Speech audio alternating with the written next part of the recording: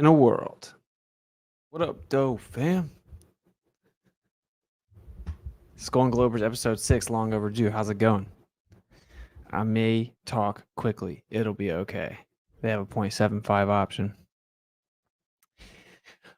Welcome to Skull and Globers, where we help teach people that believe they live on a spinning ball exactly what it is that they think that they believe. It seems to be a problem in which people are often overly confident in their belief system regarding the fact they think they live on a tilted, wobbling, spinning, revolving ball through a vacuum of nothingness, an ever expanding universe where nothing really matters and you're insignificant. Be thankful that that rock turned into a fish. And he was like, you know what, man? This water's whack. All right, we're going to cover the tides tonight. So the title of the episode is The Tides Are Changing, which they are. All right, so we got quite a bit of different things to show you. But my boy Meldome just sent me his video, so we're gonna play that as well. But I think the best thing to do is let's just start it off. In case you don't know, they say the Earth is a ball that revolves around the sun. The moon's a ball. Let me break it down for you. So they say that the sun had dust particles come off of it, and those dust particles form together. And then gravity, the all creative force that has a little g and a big G, and it's everywhere. And it helped create everything, basically like a god.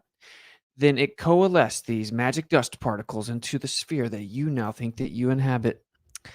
It was magic, truly was magic, but it's also insignificant at the same time. And then, wait for it, a Mars-sized body hit this compilation of gravity coalesced dust particles that you now inhabit. It was epic. It exchanged energy to its core, broke pieces everywhere. Well, one of the pieces stuck around because, in fact, the sun and the earth got into a custody battle, and the earth won. So it got the moon. And this magic rock out of the mini rocks that broke off also dapped up with the gravity and coalesced into a perfect sphere as the damaged rock that was once the earth began to coalesce back into a sphere. And the one that broke off and stuck around because it, was now under the custody of the earth, it just happened to stop at the perfect distance that it appears to be the same size as the sun, even though it's 400 times smaller in diameter, but just coincidentally exactly 400 times as close. And this moon, this magical moon that people walked on but can't go back 5 decades later, that has lunar waves, but doesn't matter. We can see stars through it, but it's solid, I promise. We have craters on it, but they're all perfect 90 degrees. It's all magic, but insignificant. Anyway, this moon, we always see the same quote unquote side of it. Of course, if it's a sphere revolving around a sphere, because heliosexuals are all about everything's a ball from the small to the big, then of course this moon, they call it, is for some reason not showing us its other side. Like it has split personality disorder. And we didn't know that it's actually schizophrenic. So if this moon, which is of course revolving around the earth as it's tilted, wobbling, revolving around the sun, and then the moon rotates, but at just the perfect rate that if it just happened to have gone 1/4 a mile per hour, 1/4 of 1 mile per hour, faster or slower, we would see the rest of the moon. But no, this insignificant, completely random, chaotic, and meaningless coincidence decided to make that same angular size moon always locked with the earth. That is, in fact, the official story that people ridicule you for not believing in. And yes, I did use the word believe. And this is schooling the Globers. We are just teaching you what you believe. We are not telling you what to believe. We're just saying, oh, bro, I used to be in that cult. This sucks, bro. You should get out of the cult. So we're going to cover the tides and all that to say that they claim that the reason that we see one side of the moon is that it's locked to the earth. It's tidally locked. Now, this is, of course, because they came up with this weirdo model. Let me break it down for you guys. So they're like, you know what? The perfect shape's a sphere. this is the idea, at least. You got Ptolemy, he's like, "Oh, let's make a sphere. Well, yeah, we can map out the sphere, but, we have to make an assumption that there's a tangent that we can never see." But anyway, and these creepy Greeks, at least the story goes, decided to map out the Earth being a sphere. And, being as how they had Democritus, this guy that looks like he literally eats people, if you look up the animation of that dude, he said, "Oh, everything's made of little indivisible balls. We'll call them atoms." And that's, of course, what atom means. It means not divisible, cannot be any further divided. Um, it's a ball. So if it's a ball, and the moon's a circle, it must be a ball. And if everything's a ball, then the perfect shape's a ball. And if the perfect shape's a ball, then the earth must be a ball. And because, the creepy Greeks, they had mystery schools with little boy servants and they were pedophiles, then they were like, oh man, my infatuation with balls must spill over into my cosmology. So if the earth is in fact a ball and it's spinning around a whole bunch of other balls, well, first they thought it was stationary, but then it progressed to the idea, oh, wait, look, you see those lights? I know how I'll be a special boy. I'll say I discovered that actually we are those lights. Just really soak this in. I hope you're soaking it in. People on the earth, they were like, you know what? I think the earth's a ball because that's the perfect shape. Science. And then they thought, you know what? Maybe not everything goes around us like all observations and evidence ever has shown us. Maybe we fly through space. And you see those lights in the sky that constantly reset for all recorded history, all the way back to the Babylonians and before them? Maybe we're one of those lights. And if we are one of those lights and we're flying through space, since the stars continue to reset, doing the same thing forever, they must not change in our sky, even though we're flying through space around them. So they must be super, super far away. So would have to take a really long time to see them change because for thousands of years, we've never seen them change. So they must be super far away. Science. And if they're super far away and we're still able to see them, that must mean that there's nothing in between us and them. Oh, vacuum must be empty. Privation, Aristotle, the antithesis of matter. Ontological, philosophical, religious. That's what that's what the belief system is. Long story short, we move forward, and then if you're going to explain that in fact the moon is doing all this other pseudoscientific fairy tale nonsense that I described a second ago, then you have to explain how. And of course, then you have the kinematic model. We're schooling the Globers. Take notes. Globers take notes. I may open up the lines later. The Globers only can call in, and then you have to pass the quiz. You have to understand your belief system. I'm breaking it down for you, and pretty concisely, might I add. So we move forward to where we have this guy, Kepler. He wants to explain the movement of the objects in the sky. Now, of course, his tutor, Tycho Brahe, was way smarter than him, came up with an incredible model of geocentrism, still assuming a sphere because he was out there as well, I guess. So he was his tutor. He took all of his works. Then he was like, you know what? Let me make a model where basically everything in the sky is a music note, which actually he wasn't. He was way closer to being accurate than modern science, of course, because everything is intrinsically cymatic and vibrational resonance and what is sound and what is music, but whatever. So everything must be a music note. He did a kinematic and geometric model explanation of the movement of the bodies in the sky. We fast forward, we get to Newton, 1666, 666 newtons. Just a coincidence that the alchemist, they never told you that he wrote about ether, never told you that he thought that gravity was weird and dumb and no man with common faculty of thinking could ever think that it existed, and that if it did exist, it must be purely an act of God. And now we have atheists that basically bow to it. The irony is overwhelming. I get it. He proposed the dynamic forces, took the kinematic and geometric model that was proposed under the idea of music notes. And then it proposed the dynamic model. If you understand, a dynamic force is simply like an exchange of force between one body and another. It's a dynamic relationship. So that's where you get Newtonian gravity, and that's when you really start to spill over into pseudoscience land. And of course, he's the one that first proposed the idea of the moon being locked to the Earth. You fast forward into the late 1800s, you get this idea of the tidal theory, and we're going to cover that today. We're going to cover what's wrong with it. Now, of course, as you see, before we even step into the idea of the tidal theory, we are like drowning in pseudoscientific religious assumptions. What's on the bottom of the flat Earth? I don't know. Oh, you're so stupid. Earth is flat. You're crazy. That proved that the Earth was a ball. You didn't know the answer.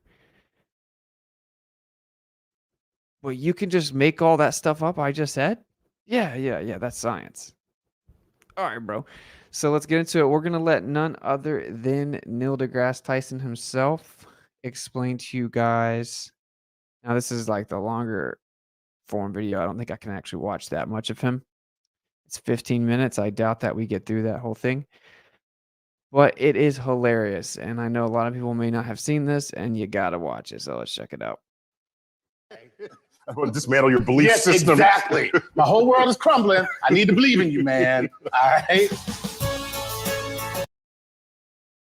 Next thing I say may be mind-blowing to you. Okay. Okay? The tide doesn't actually come in and out. What?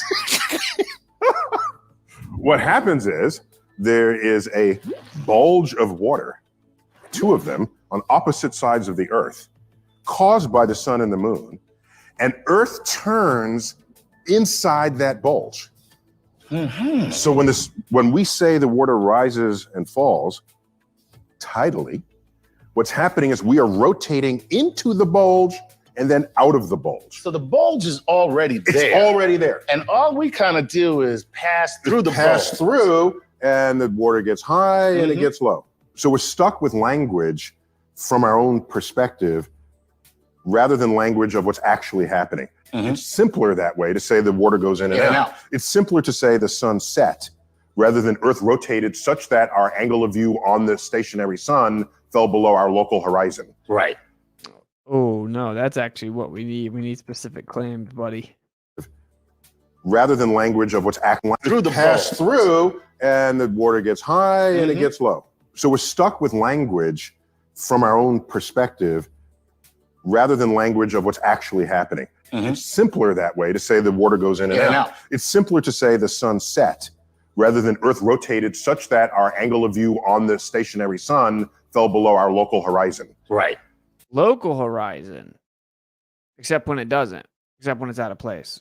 And it's refracted and lifted up, which is allegedly every day. And except when the horizon constantly fluctuates and it's in an actual geometric position.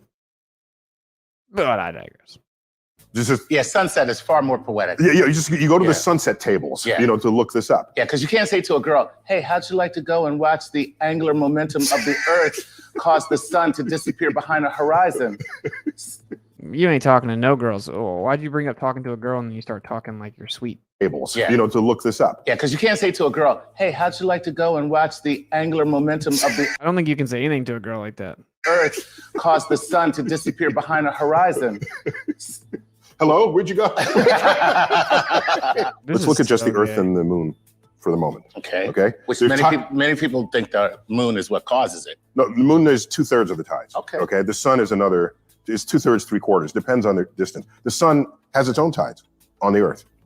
Oh, snap. Wait, in fact, the tides that the moon raises on Earth are the same no matter the phase. Okay. No matter the phase of the moon, which Yes. there are some people believe that when you have a full moon, what you have is a higher tide because you have a fuller moon. You do have a higher tide. Bro, I was about to get so bad. Ayo, brother, glad I made a live, but I'm always at work. Glad you're keeping it up, man. Yeah, blessed. Thank you, man. Thank you for becoming a member for 6 months. Shout out to Angel. What a legend. I'm going to try to bump the stream times up, but thank you for supporting the channel. We got a super chat. If the Earth's flat, then how do you explain a perfect live stream of the moon landing in 1969? Huh, what's it? How dare you? Retro Reister Game, I think of the $5 super chat. Simply, I cannot explain it, actually. And now that I think about it, I might need to reconsider everything I think I know. Oh, snap. But the tide that the moon raises on the Earth is basically the same no matter its phase. No matter its phase. What happens at full Okay, so let's look at this depiction. And I want you guys to keep it in mind. It's going to become very relevant. Globers, pay attention. of a higher tide. Oh, snap. But the tide that the moon raises on the Earth, Did you guys real deal think that this is like reality, bro? You think that if I don't believe that I'm dumb. Wow. Tip from a person that is on board. Hey, SL, thank you for $10 super chat. Much love, brother. This is about to get bad. FTFE is doing a live right now. I don't think about me. I don't care at all. is basically the same no matter its phase. No matter its phase. What happens at full moon is that the sun's tides add to the moon's tides Precisely. Oh, snap. We talking about a tide assist from the A sun? tide assist. Oh. A tide assist. Bro, this is one of the most cringe things I've ever watched. And so that's why And that coincides with the full moon. coincides with the full moon. Because the full moon, you got the moon here, Right. Earth, and the sun. Everybody lines up. That's what it is. In fact, we have a word for that. Go ahead. It has the most number of letters when scripted. It's a dip below the line. Okay. I know that's a weird record to hold. Right. The word is syzygy. So syzygy is when three or more objects come into alignment in, cosmically. Right. So you have the moon, the Earth. The moon will have the same tide it would at any time, Right. but now it lines up with the sun. Right. They add together, you get the highest tide. tides at full moon and new moon. So now I ask you, when would you get the lowest tide? When the sun is not lined up. Okay. Yo, guys, pay attention because this is a scientific communicator that's supposed to be representing your religion, right? And flat Earth's so stupid that if you just had a basic rudimentary understanding, like what the scientific communicators tell us, you'd understand. Because this is going to become very relevant in just a moment. Okay. Let me quantify that. So when the sun is at 90 degrees, Right. the sun is pulling this This way, way. and the moon Moon's is pulling pulling that that way, way. and the two waves Right. basically cancel. Exactly. They try to cancel one another. So you have the lowest tide. It's called the neap tide. The You have a- neap? Neap. Neap tide. Wow. Wait. What? Just remember this. And the moon is Moon's pulling pulling that that way, way. and the two Whoa. waves Right. basically cancel. Exactly. Wow. They cancel. Now there's no tides on the Earth. That's crazy. Now we got a low tide. They basically cancel all around the Earth. Try to cancel one another. So you have the lowest tide. It's called the neap tide. The You have a- neap? Neap. Neap tide. Neap tide. See, look at this. It's not the moon. It was the sun All the along. time. It was the sun all the time. I see. And you think because, see. Wait. So when people say, Uh-huh. I All right, I should have planned better and known exactly where he makes the comments. I think it's coming up though. feel the extra tidal forces from the moon Yeah. when it's full, Right. it's just bullshit. Oh, So just want to clear that up. okay. Okay. So haven't explained tides yet. Let me take 2 minutes to explain that. Holy Hey, spoiler, he's not going to explain them. crap. Okay. That was just about the moon and the sun and the fact that the bulge. So that's Right. what we have right, So now. watch what happens. Go ahead, go for it. So and let's just look at Earth and the moon for the moment. Mhm. The side of the Earth that's closest to the moon feels a stronger gravitational pull of the moon than the side of the Earth that's farthest away away. from Okay. Right. The closer you are to the source of gravity, the stronger is that force. Right. Is that force? That's true for everything. Right. No so matter the what. moon is always exerting a gravitational pull on the Earth. On the Earth, yes. Except there is no force and there is no pull, but who needs to be accurate in your own religion? You can make up whatever you want to. And there's a difference in the gravitational pull from one side to the other. Okay. Because if there's a difference, it means it's pulling this harder than that. Right. If you do that, you end up stretching. Okay. So the water stretches along the line that the moon's tidal forces are pulling. Gotcha. Okay, it's a stretching force. Right. All right. And by the way, We're gonna call that Earth yoga. so yes. Bruh, this is your representatives, bro. This is what you guys got going on, man. That dude on the right is supposed to be a comedian. He's supposed to be funny for like a living. Like, what's going on? And now okay. downward dog. So it does that for anything. Mhm. Water happens to be more responsive to this force because it's liquid, Right. but it also raises tides on the solid Earth. Oh. But you don't see that Right. You're not happening. gonna see that. You don't know, and it's small, much smaller, and so, but it does it basically for everything. And so that's how you get a tide. That's how you get the tides. Wow. And so that bulge is always there, but the sun is messing with it. Right. Okay. Exactly. So as the moon. Why was Mark Reed so triggered the other day during the debate? It was awful to watch. I don't know. Why are they always super triggered? I mean, if you're like 50, 60 years old and super mad about the fact that people don't believe in the globe we were all taught in third grade, so you make it a job where you clock in every day to shut down the conversation of alternative cosmology, it's probably a given that you're going to just be mad all the time, I would guess. Big Drums, what's it? We like colors. That's what's up, Charlie. Thank you for the $30 super chat. And what was the other person? Sorry, I didn't read your name. Retro Riser Gaming again. Thank you for the $5 super chat. And thank you, Charlie, for the $30 super chat. Not even sure what that's in reference to. Let's keep going. We're about to get there. Moon orbits the Earth, I'm sorry about this. and the tidal bulge sort of Tidal bulge is moving with the moon, right? And the sun is like exerting its forces simultaneously, and it's either lines up or it doesn't. Wow. Okay. How much brain you got left to get? I don't know, man. We are about this. Okay, so now watch. We were only working with this to begin with. Now we down to about this. Okay, so watch what happens. So it turns out we know. Just like they said in the chat, that's why you guys keep talking about bulges overcompensation. We get it. We are rotating faster than the time it takes the moon to go around the Earth. Okay, so a day is shorter than a month. Okay, all right.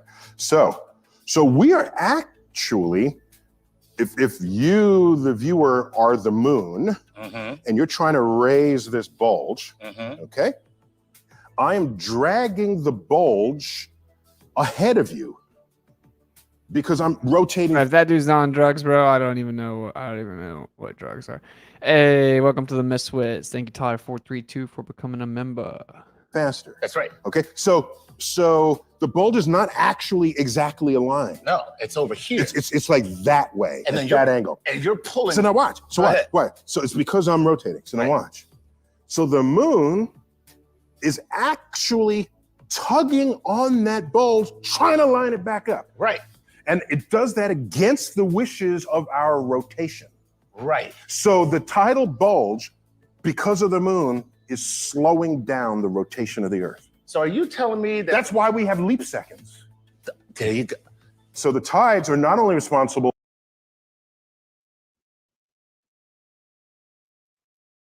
This is one of the lamest things I've ever made my audience sit through, bruh. I'm sorry. Whew, bruh. This is rough. But this is actually what you guys believe. This is like the simple explanation of what Harvard says. I checked. For what we perceive as water going in and out. It's responsible for the slowing down of the rotation of the Earth. And the Earth has been slowing down ever since the moon has existed. Okay, and we know this because there are mollusks that have certain features in their physical body that attract to the phases of the moon. Okay? Really? Yes. Okay, so attract to when they're stuck on the ground versus when they're in, the tide comes and gets them. Okay, there's a record of the cyclings of the moon, of the tides. Now watch. We also have other evidence for how many of those cyclings occur in a calendar year. Right. And back then, there were more of them. Okay. So the fact which meant that Earth rotated faster back then. Yes. So the moon has been slowing us down ever since. Or the Earth is just getting really tired. And then didn't they just say that the Earth was speeding up? The Earth is spinning faster now. Bruh, if you're not starting to piece together that this is just a religion. Look, man, if you want to believe in the religion, I for one, do not care. But just know it is objectively a religion, and it has so many holes in it that it's honestly just remedial. Then there are people who say, if the moon affects the water, and the water's made of water, and we're mostly water, what doesn't the moon affect us? Because we're 80 to 70% water. It's a natural thing to think about. Which is when people say that people act weird during a full moon. Yeah.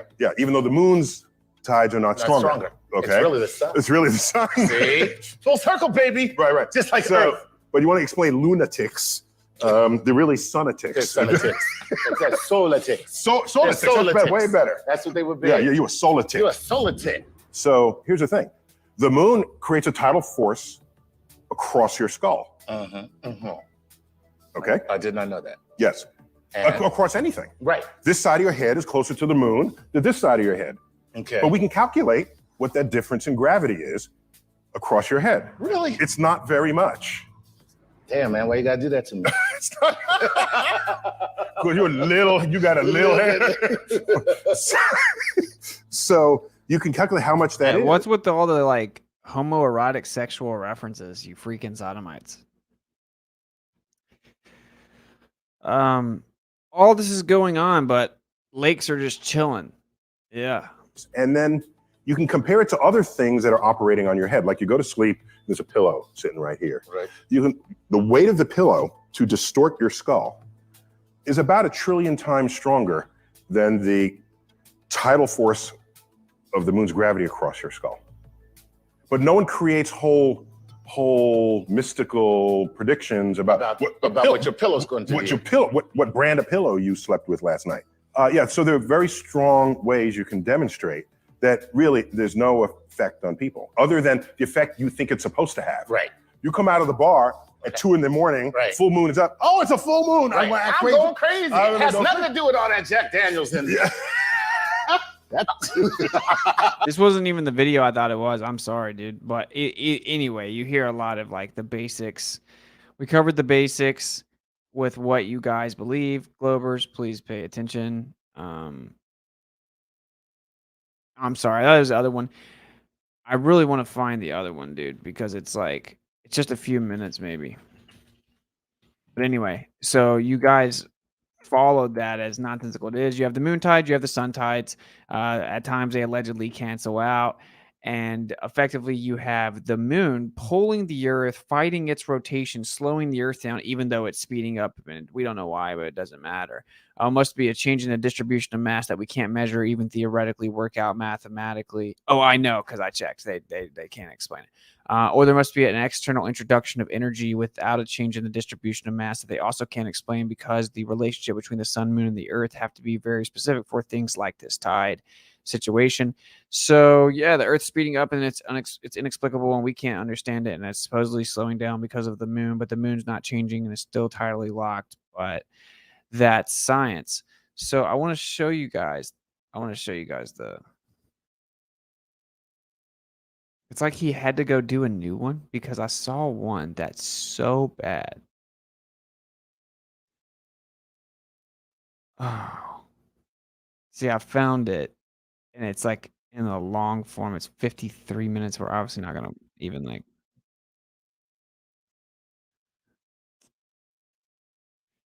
Dang. Okay, basically, at one point, he's addressing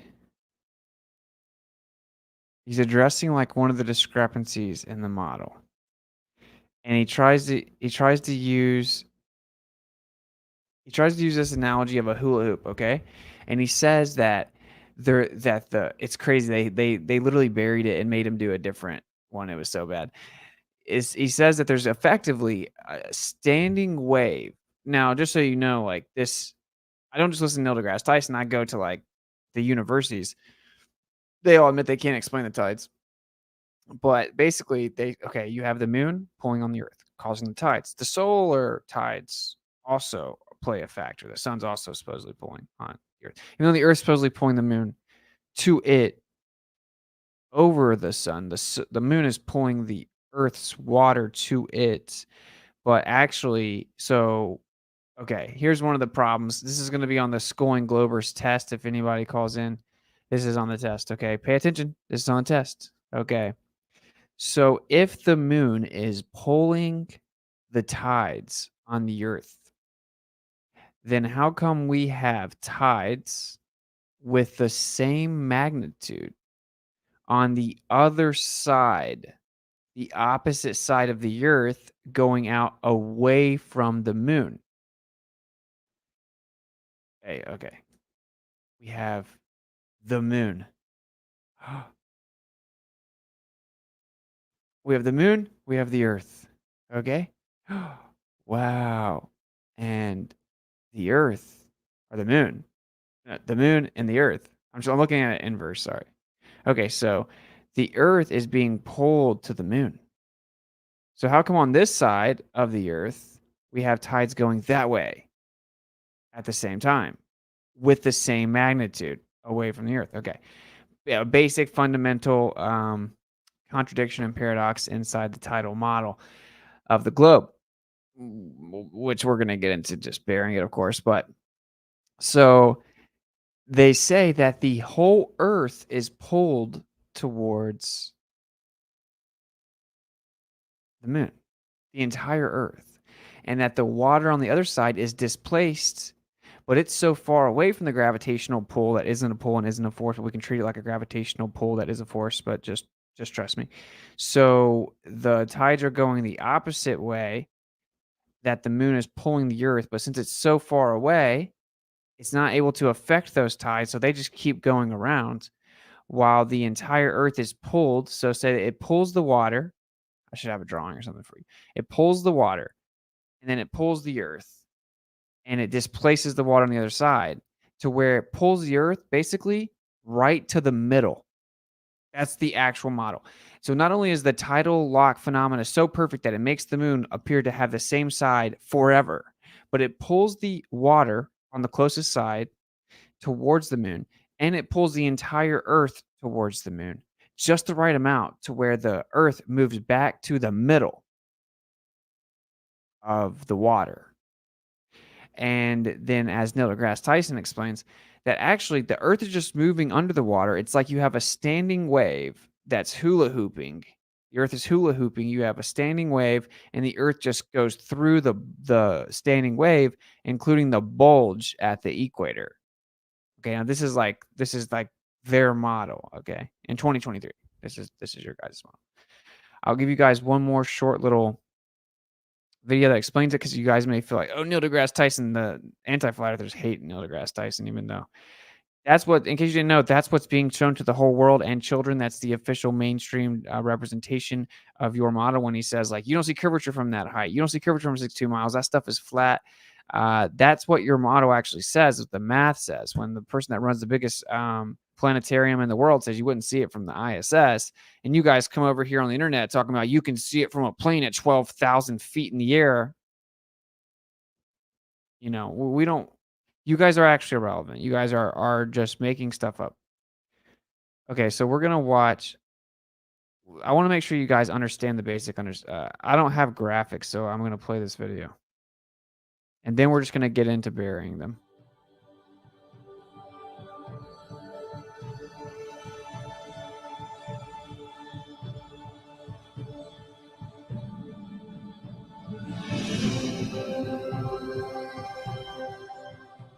This shows 12 hours at the famous Bay of Fundy in Nova Scotia, Canada.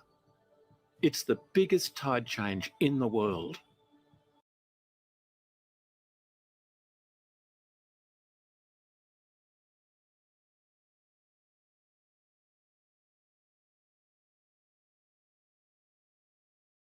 I just read all those off, and you guys couldn't even hear me. Okay. Lori Duncan, thank you for the $10 super chat. Much love. Jeremy Bird, please be respectful and refer to NASA's proper pronouns as hoax, scam, and liars. Touche. I'm sorry. I don't want to be bigoted. Thank you for the correction. Appreciate the super chat. Much love, Jeremy. And moving on. But what force could move such a massive body of water? Gravity.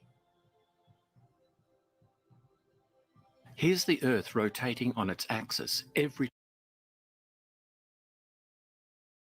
Actually, that's a cartoon. That's not actually the Earth. I didn't know if you guys knew. Yo, brother, could you kindly drop me a link or point me in the right direction for the papers on thunderstorms and the rate at which things falls? Appreciate you. Samuel Paul Seckler, thank you for the $10 super chat. Get in my Telegram. At me about that.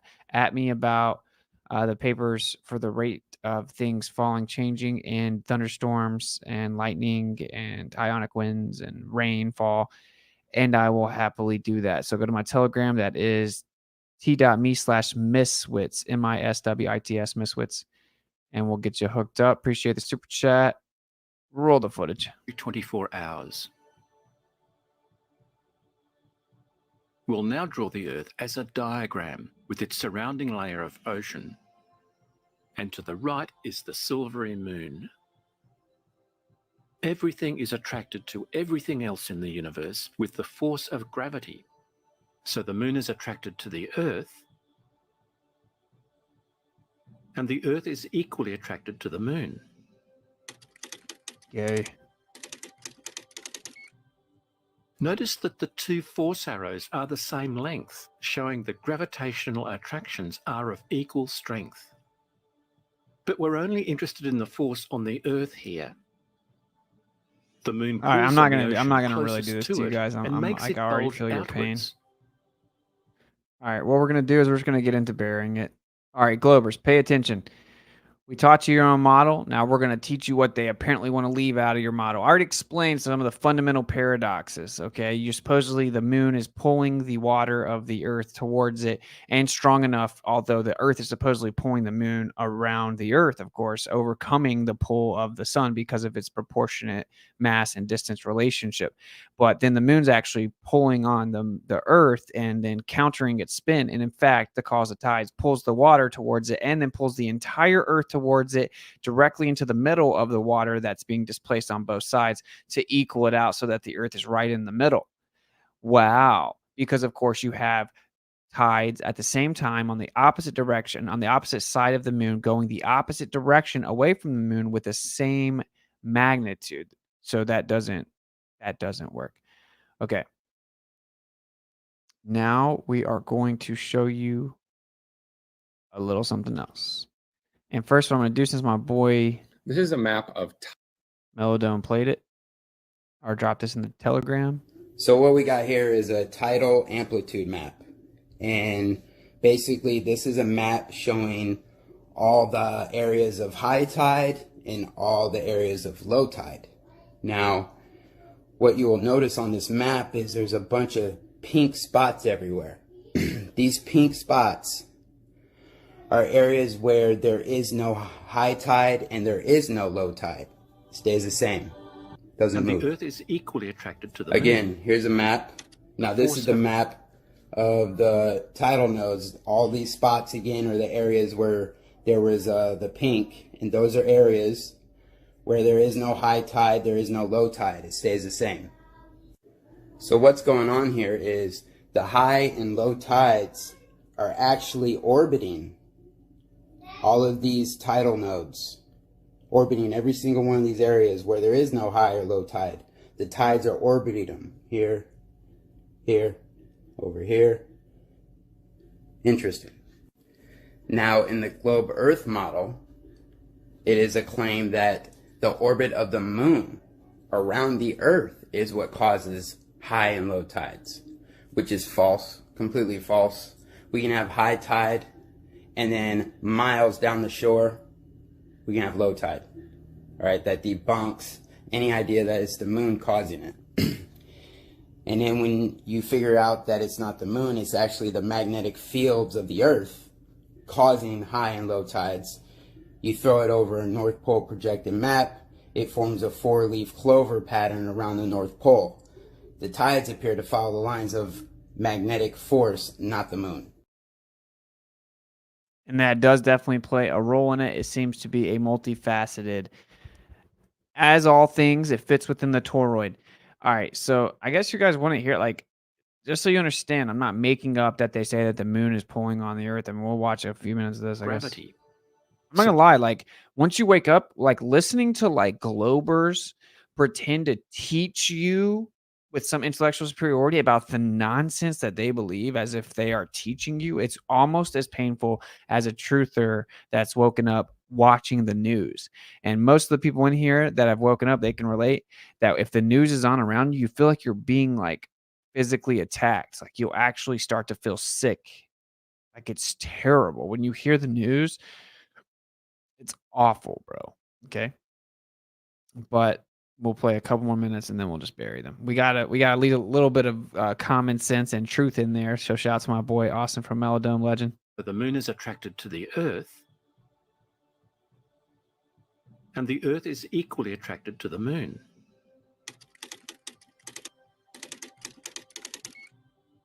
Notice that the two force arrows are the same length, showing the gravitational attractions are of equal strength. But we're only interested in the force on the Earth here. They're of equal strength, bro.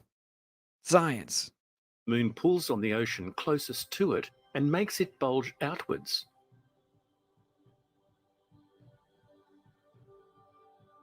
When the Earth rotates, the sea level is higher at this point in its rotation, causing a high tide. This video doesn't even get it right. And a low tide where the oceans don't bulge. So you'd expect one high tide each day. But here it gets interesting because there are 2 high tides a day. How come? This is because the strength of gravity is greater when objects are closer. We'll call the location of the ocean on the near side of the moon, point A, at the centre of the Earth, point B, and at the far side ocean, point C. The strength of the moon's gravity is strongest at A because it's closest to the moon. So the part of the ocean that bulges towards the moon most is at A. But the moon's gravity also pulls on the Earth, moving it towards the moon as well. It does get it right, yeah. This has 2 effects. First, it makes enough. All right, I want you guys to really soak this in, okay? Like, I want you to pay attention here, okay? You see that it just magically, the moon pulls the Earth right back to the middle, dude. It's hilarious. I'm just glad that we had. Is this real footage? Yes, this is real, dude. This is basically like 8K. We should probably give them more money if you think about it. But I'm glad that we heard like someone explaining it from their paradigm. Was like, what's this making up? He doesn't know what he's talking about. Oh yeah, this is sculling the globers. We're teaching you your model. Another bulge at C. Second, it fills in the bulge at A, but not completely, because A has moved further towards the moon than B. Lastly, the far side ocean at C is also attracted to the moon, but it moves least because the moon's gravitational pull here is at its weakest, being farthest from the moon. This leaves a partial bulge at C, though not as big as the one at A. Now he's wrong, but it's just per usual. You know how you have like a bunch of like Christian pastors that talk about the Bible, but they make stuff up that's not really in the Bible. Yeah, it's very similar. You know, you have a lot of people in that hometown of yours that's in the Bible Belt that will all believe what the pastor says, but they've never read the book themselves. And if you tell them, oh, the book doesn't actually say that, they'll argue against you because they're in a religious dogmatic cult and they've handed their own individual critical thinking ability over to some idea of an illusory authority figure. Well, that's what this is. See, in reality, we actually have tides with the same magnitude or greater on the other side of the moon, moving in the opposite direction. If you actually read Harvard or Stanford, they will explain to you that the Earth is actually pulled directly to the middle. It's just an anomaly that's the relationship and how it all works out. That's the current model. And so if you go to t.me/witches streams, I'll drop all kinds of info in there for you, like I normally do whenever we cover one of these videos. We have a School in the Globers, and I'll explain all of it. You can read all of it. You know, like centuries of failed title theory. I'll explain all of it in the Telegram. You'll get to get all the resources. So anyway, continuing on.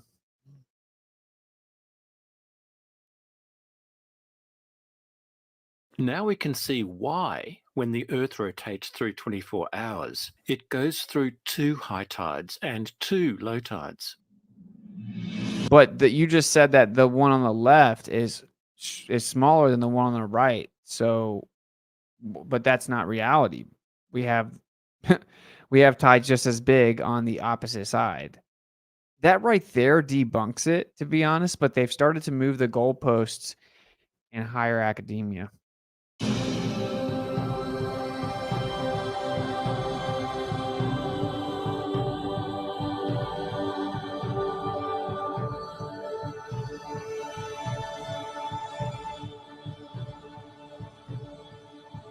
Cue the emotional music.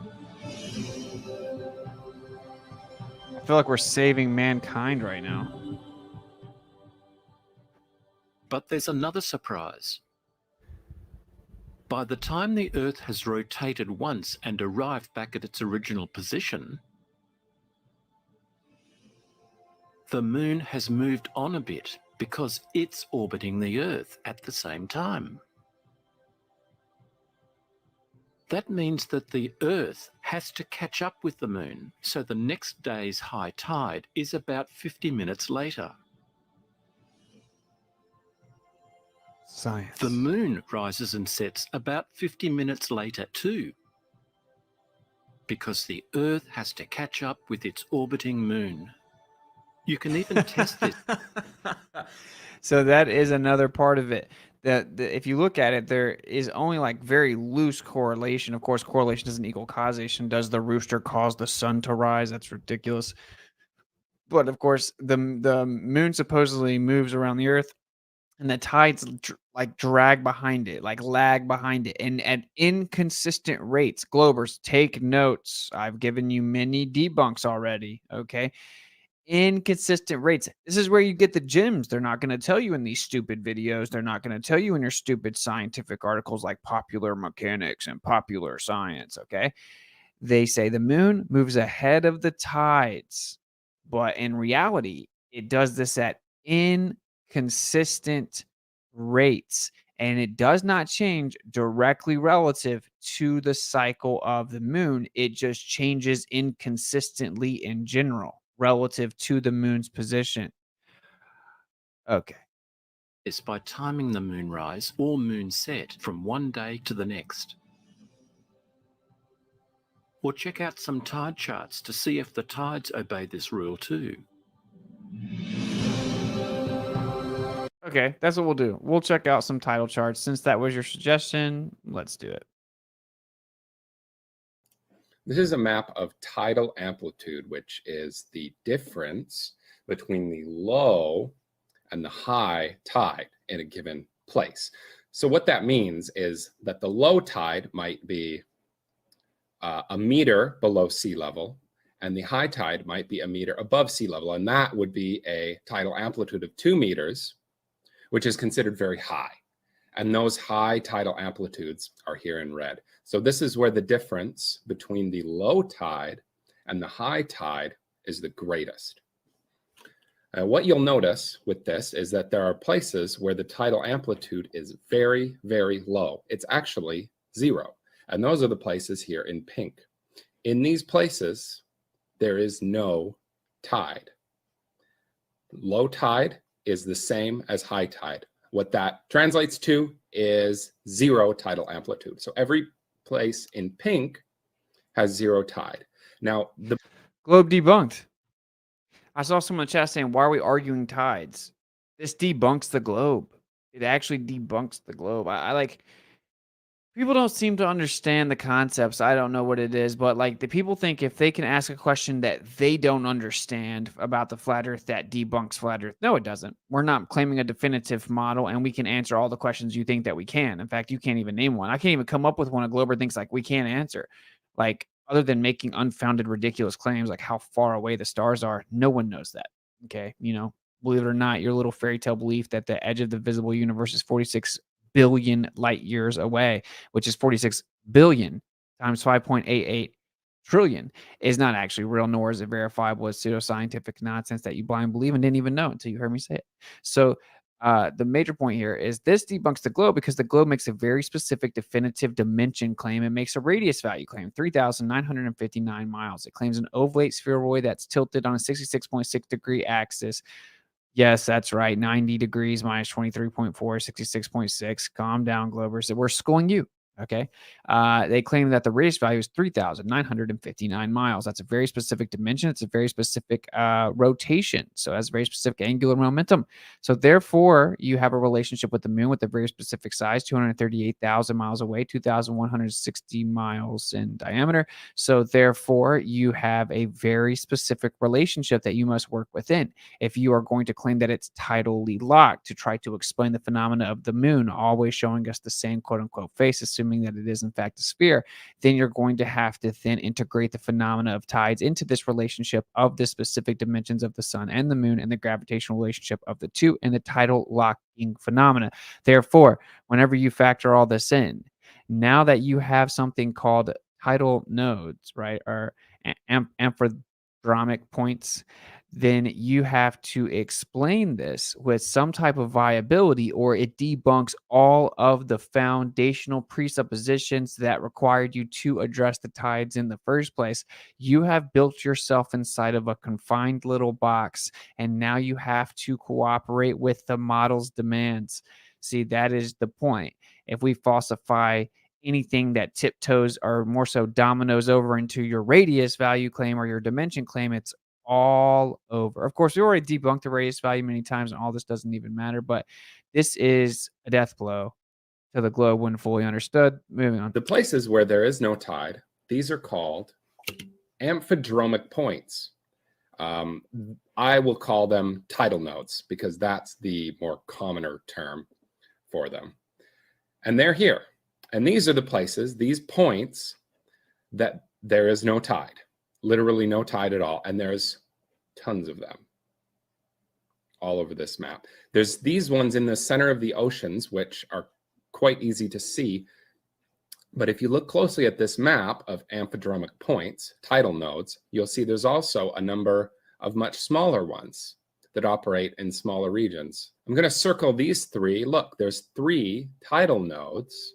These are areas, again, with no tide, where the water is still all year long, all day long, all week long. This is one thing that, like, this is why a lot of people get aggravated with flares. Like, debunking the radius always matters. Yeah, of course, I've gone and done that in front of tens of thousands of people dozens of times.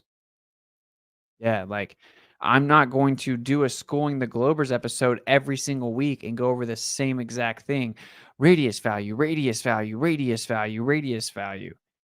So if you want to just talk about the radius value, you can go start a channel or go watch FED, right? That's what they do. They talk about the same thing all day, every day. That's not what we do here. No tide. Here's another one here. Here's another one here. You can see 3 in here. You can start seeing them when you look, you start seeing them all over the place here. See, there's actually 3 up here in Upper Canada.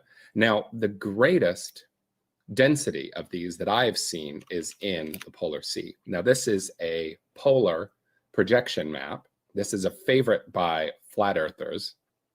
And you can see how many of these nodes are in the Arctic Sea. This is the Arctic Sea up here, the North Polar Sea. You can see all the nodes in here. I'm just circling them all. These are places with no tide.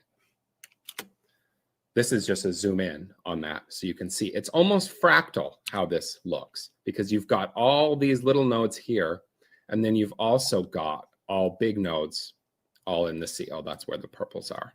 These big tidal nodes. These seem to be the center of what's going on with the tides. This is a better chart of the Polar Sea. So this is, again, a North Polar projection. I've placed a big X on the North Pole, and you can see even more. So we have a anti-flat earther in here that needs to be ready to take his notes, by the way. You need to be taking notes. ChatGPT said, because ChatGPT is a bot, and so when you're a bot, that's your supreme leader, ChatGPT bot, says that there are tides all throughout the ocean. So why did he just lie? Was the question. So let's just put this to bed here. Amphidromic point or tidal node is a point of 0 change. Look, I spelled it so bad. Of the amplitude or height harmonic constitute of the tide within an oceanic basin. A point of 0 change of the amplitude. Do you know what a tide is? An amphidromic point, also called a tidal node, is a geographical location which has 0 tidal amplitude. Okay. All right, glad we got that covered.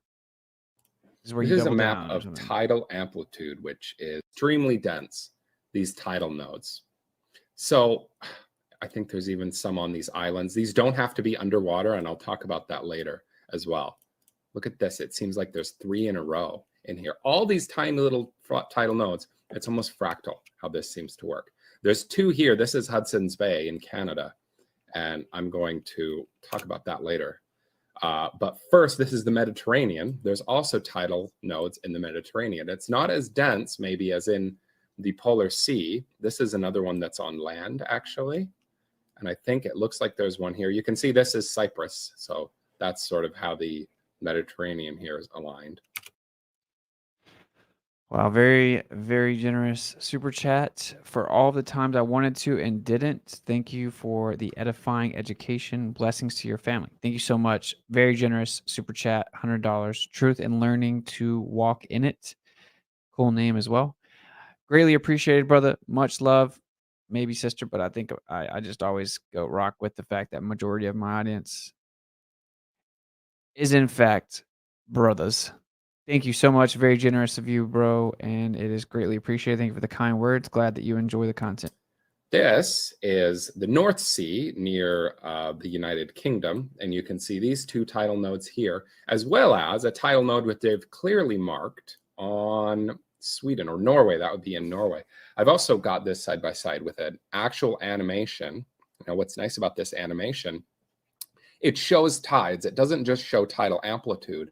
It shows tides in real time. And you can see how high these tides are relatively. These are these huge. Just pay attention to this. Just gets funny, but I just want you to this is a perfect learning opportunity for Globers. So a guy, he's very frequent to the conversation, stalks it. His YouTube name is Flat Earth Denier. Comes in here after seeing the stream for a second, goes and asks ChatGPT, the supreme bot leader, which I've got to literally just constantly flip back and forth and mental jiu-jitsu that thing like effortlessly 100 times at this point. It's like laughable. He comes and says that there is no place that has no tide. But tide is, of course, the amplitude of tide is based on the difference, right? And there are tidal nodes. So there are definitely places in the ocean that have no tide. Now, this is where, as a Glober, you would have that. Hopefully, my audio's not going out. It sounds kind of weird in my headphones, so sorry if that's the case. But just to throw this out here into the ether to you Globers that deny the ether, this is one of those opportunities where it's just like, just admit when you were wrong. Admit when you don't know something. It's okay. Like, just learn the new information. And to answer the question, why are we covering the tides? Because we want to figure out what's really going on the earth as well. And that's what this is going to lead into. 2 or 3 meter tides that are all rushing up through this English channel here. And yet you do have. And KC Industry, welcome to the Miswits. Hey, signed up to be a member. What a legend. Thank you for becoming a member. I think I might have missed another member. I will find you. And Valerie St. Mary, welcome to Miswits. Hey, level 1 Miswit. Thank you for signing up and becoming a member. Much love. Let's continue. Have a tidal node very close into here. So you've got these massive tides, but you actually have a tidal node around here. Now, this model doesn't show the tidal nodes amazing because you can see some of the tide go in through here. But it's pretty good here where you can see the tides up on this side, then it's up on this side. It's up on this side, and then it's up on this side. And the tidal node itself, the sea level never changes. So this is a better map, a more detailed map of the tidal nodes. And it shows another tidal node with this arrow around New Zealand. So New Zealand's another example of a tidal node that's not under the ocean, but still seems to affect the tides. And what I mean by affect the tides is you can see this arrow. Tides revolve around tidal nodes. So a high tide seems to be a bulge of water that will revolve in a certain direction, and it looks like the direction is different in these different nodes. Dude, gravy, bro. And no, that's not moving in a certain direction relative to being on the north or the south of a ball. That's weird. Oh man, what happened to the Coriolis? Hurricanes all go in one direction. Selena, hey, welcome to the Miswits. Thank you for signing up to become a member. Much love, greatly appreciated. I'm also gonna go ahead and just get this out of the way. Nope, actually, we're gonna finish this. This is gravy, bro. And as you saw, wow, Adam, very generous. Wow, my boy Adam. What a legend. Gifted 20 memberships. Very generous, Adam. Thank you so much, brother. You are the man. So I don't know how that works. Pick them up, however that goes. But you guys, there are 20 memberships. Thank you so much, Adam. That was epic. You are the man, brother. All right. Pump up those numbers. Thank you so much, man. That was very cool. Hello, applause. Yeah, always applaud for the members. It's just like a thing. Maybe a little extra, but very cool. Thank you guys. All right, this is crazy. So these tidal nodes where it has 0 tidal amplitude, we have a rotation around it. Do you want to know why? I gotcha.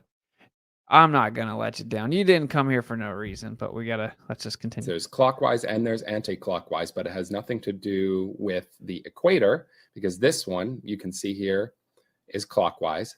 This one you can see is counterclockwise. This one you can see is also clockwise. And this one here is counterclockwise. And there's really no pattern to whether it's going to be clockwise or counterclockwise. This shows a live animation of the tides. And you can see exactly what I mean when I say that tides revolve around the nodes. So I told you about those two nodes up here in Hudson's Bay. You can see. Dude, this is a perfect example of like the double speak of Globers, dude. Look. Tidal amplitude noun, the elevation of tidal high water above mean sea level, which means the tide goes up and down. The amplitude is the rate. In those spots, the max and the minimum is the same amount. Wow. It's almost as if there's not a tide there. It's almost as if it has a zero tidal amplitude.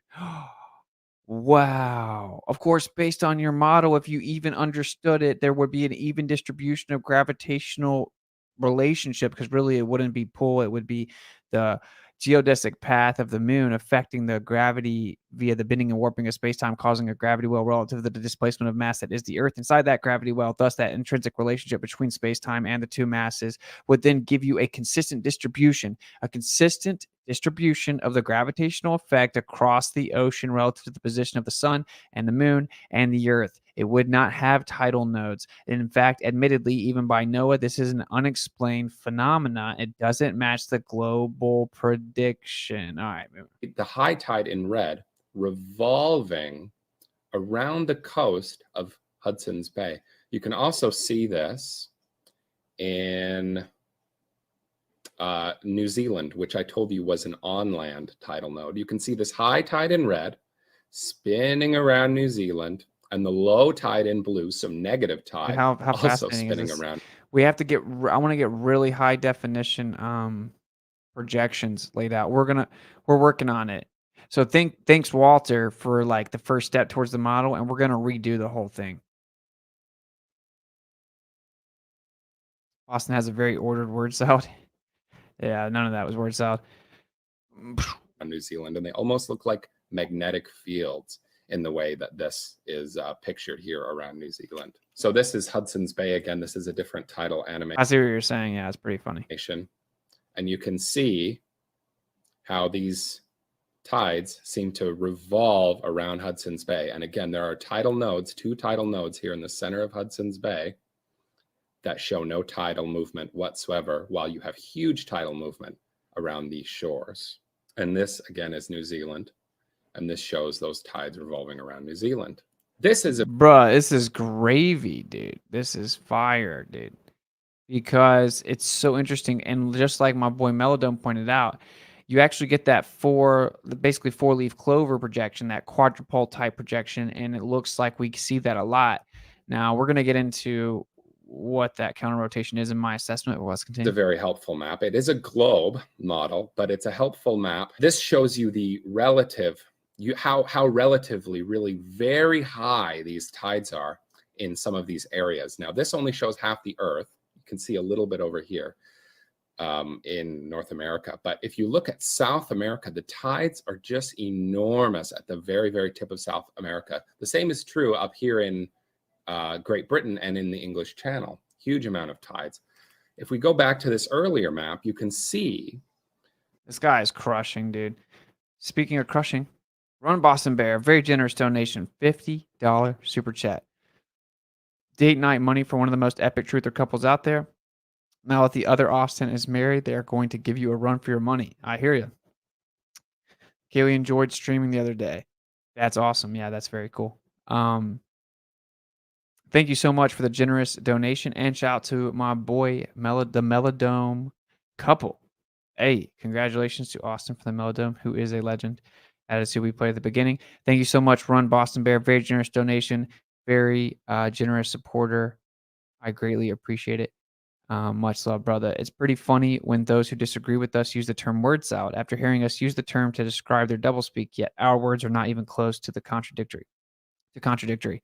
Yeah, it's hilarious. It's such an easy tactic to just dismiss, to not respond with any specificity like when it comes to like direct refutation, to dismiss the whole entire thing you said. And so that's why they use word salad, because it's an attempt to dismiss the entire thing that you said. It's very fallacious and remedial, but most honest viewers notice that. Like when they do that to you, they do it to you a lot. That's Sean from Kingdom of Context. They do it to him all the time. Or at the least, word salad's implied, or it'll be somewhere else. It's very obvious that's because they can't respond to the point that you made. So that's basically a dub. That there are all those tidal nodes there at the base of South America, just like you may expect if these tidal nodes were what's creating these tides, because you've got a high density of these tides. So you're actually moving a great deal of water against this continent of South America, which is why you've got this black here. This is, I don't know how tall the tidal amplitude is right here, but it's very, very high. I think in some places the amplitude is as much as 4 meters. So this could be a full 4 meters here in Argentina down here. This is from the Wikipedia article on tidal nodes, and it's extremely sparse. There's very, very little information about what these are and what they do. There's a line about how the moon causes them, but it's... By the way, it's not just Wikipedia that's very sparse. Harvard and Stanford are also very sparse, as is NOAA in general. I will drop tons of links about the tides via hostile witnesses in the chat, of Telegram. So that's t.me/witsstreams. I'll drop the link. I'll start putting them in the description. We're about to step up all the content, so it's going to get dope. All the descriptions, everything will get updated soon.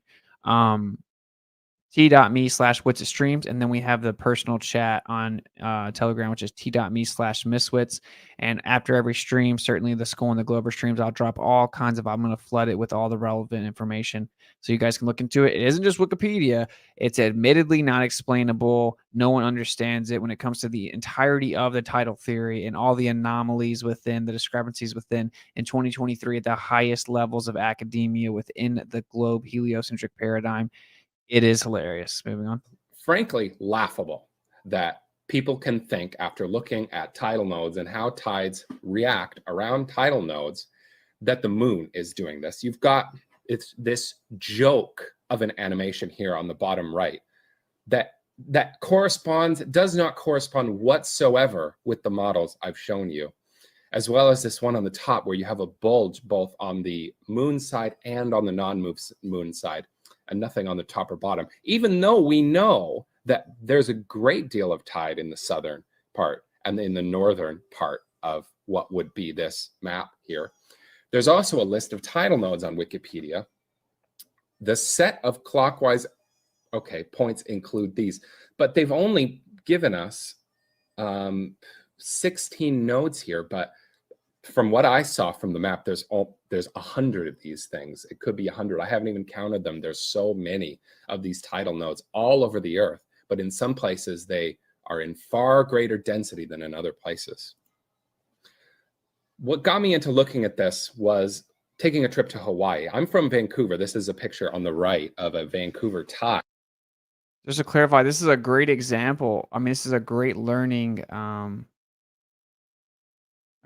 opportunity. Flat Earth Denier, very cool name. You're really crushing, bro. What do you think the tides just rise and fall and rise and fall? They travel around the Earth, following the moon as it orbits the Earth. Remember what he said. Okay, I'll try to remember to pull that up, but just remember what he said. It's going to be super funny in just a second. All right. And I went to Hawaii expecting tides to behave similarly as they would in Vancouver. I think most people just assume tides are the same everywhere.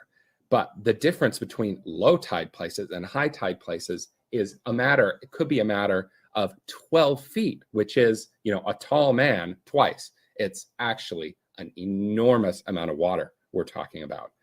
So it wasn't going on in Hawaii. Hawaii has lots of waves, which I don't think are related to tides. They seem to be wind related in a lot of cases.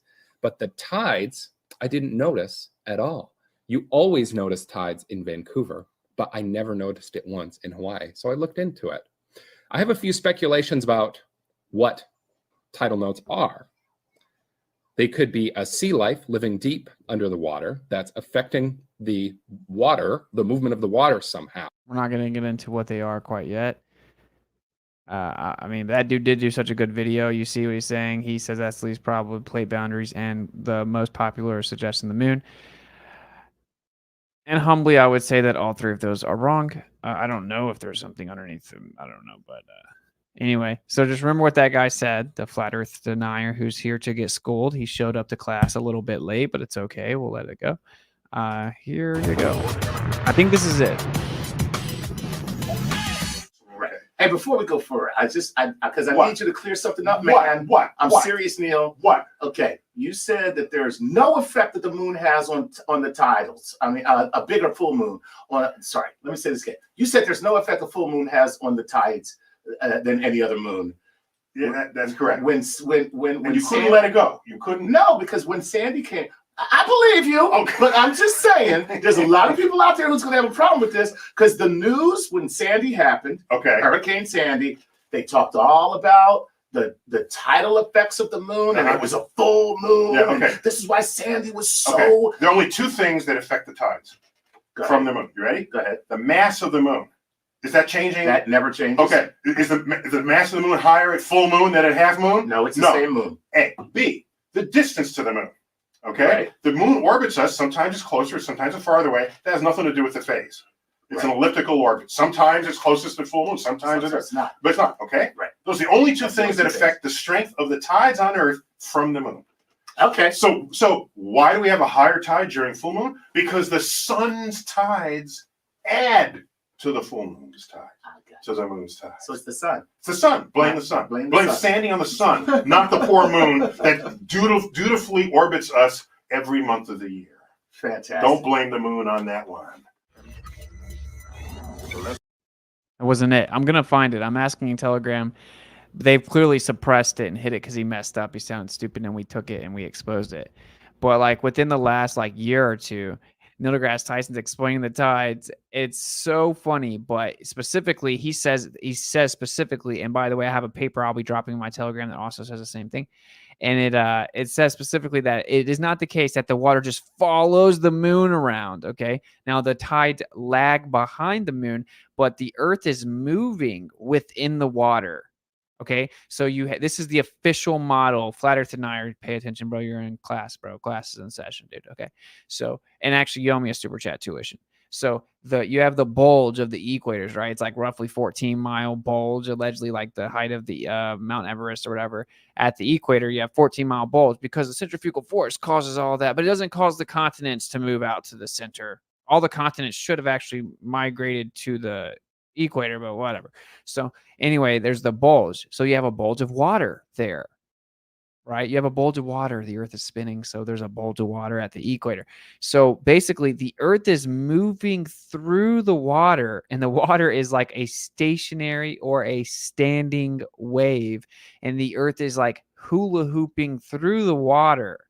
But the ripple effect that's lagged behind the moon due to the gravitational effect gives us the tides, thus the illusion of it moving or following or being dragged by the moon, because the Earth is actually being pulled itself while rotating and the water's being pulled out towards the moon. It isn't literally being pulled around. The oceans aren't being literally pulled around the Earth. That is a very remedial lack of understanding of your own model. But it's okay. We kind of know that's how it goes. That's kind of like the status quo. So here's a depiction of what people that believe in the globe think is going on.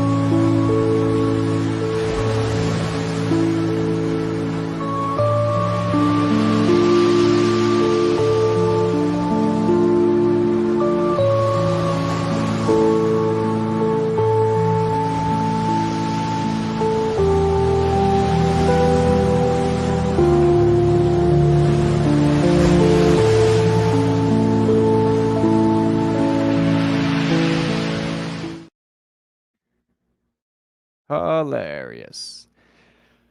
Okay, so that is science. If you question it, you're dumb. Mysterious places with no tides. What's going on with Japan? Totally normal. This is also known as science. If you question it, you're crazy. We'll look at a couple more of the charts here. Hopefully this GIF will upload here. I don't know if it will, though.